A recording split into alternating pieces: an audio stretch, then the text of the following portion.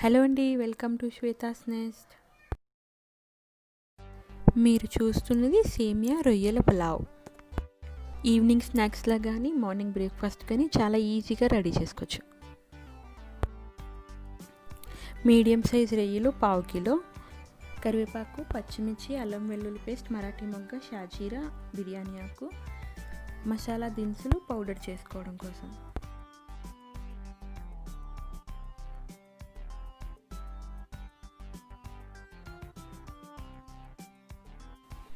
Half cup కొబ్బరికాయ ముక్కలు, కొబ్బరి పాలు తీసుకుని పెట్టుకోవాలి. కొబ్బరికాయ ముక్కల్ని గ్రైండర్లో యాడ్ చేసుకుని కొద్దిగా నీళ్ళు పోసుకుని గ్రైండ్ చేసుకుని దాన్ని వడకెట్టుకుని ఒక 250 ml వరకు పాలు తీసుకుని పెట్టుకోవాలి. సేమియా 250 గ్రామ్స్ తీసుకున్నాను. సేమియా ఉడకబెట్టుకోవడం కోసం నీళ్ళు మరగబెట్టుకుని అందులో కొద్దిగా ఉప్పు, కొద్దిగా ఆయిల్ యాడ్ చేసుకుంటాము. ఆ తర్వాత సేమియాని అందులో వేసుకుంటాము. ఆయిల్ యాడ్ చేసుకోవడం వల్ల అది పొడి పొడిగా వస్తుంది పులావ్ అనేది. చిన్న మంట మీద కలుపుకుంటూ సేమియాని కొంచెం ఉడికించుకోవాలి.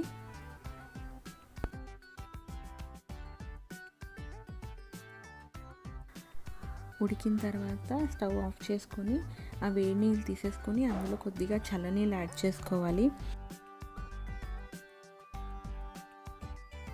చల్లనీళ్ళతో కూడా ఒకసారి అంతా కలిపేసుకొని నీళ్ళు వడకెట్టేసి పక్కన పెట్టేసుకోవాలి.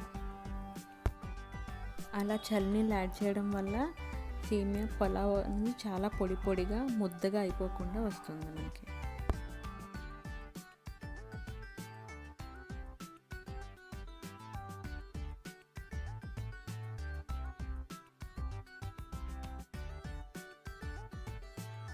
ఇప్పుడు స్టవ్ ఆన్ చేసి ప్యాన్ పెట్టుకుని అందులో కొద్దిగా ఆయిల్ వేసుకుంటాము. ఆయిల్ వేడెక్కిన తర్వాత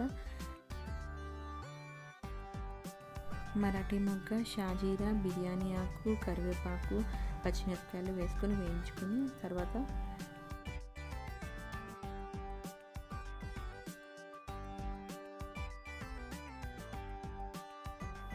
అల్లం వెల్లుల్లిపాయ ముద్ద కూడా వేసుకుని వేయించుకోవాలి.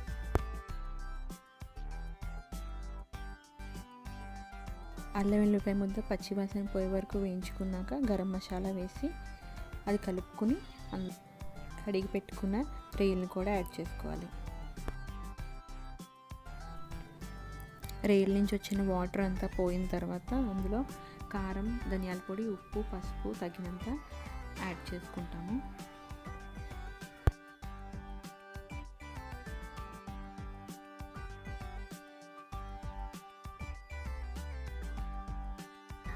అంతా కలిసేలా కలుపుకున్నాక మనం ఆల్రెడీ తీసిన కొబ్బరి పాలని అందులో పోసుకుంటాము. వేసిన కొబ్బరి పాలు కొద్దిగా మరుగుతున్నప్పుడు కొద్దిగా అందులో నెయ్యి వేసుకుంటాము. అది ఆప్షనల్, కావాలంటే వేసుకోవచ్చు లేకపోతే లేదు. అది బాగా దగ్గరికి చిక్కగా అయిన తర్వాత మనం ఆల్రెడీ ఉడకబెట్టుకున్న సేమియాని అందులో వేసుకుని బాగా కలుపుకోవాలి.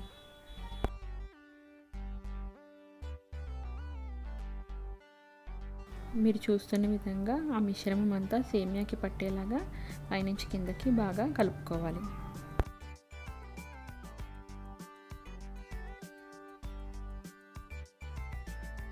ముందు ఆల్రెడీ కొంచెం సాల్ట్ వేసాం కదా, ఇప్పుడు కొంచెం సేమియాకి తగ్గట్టు సాల్ట్ కొద్దిగా యాడ్ చేసుకుంటే సరిపోతుంది.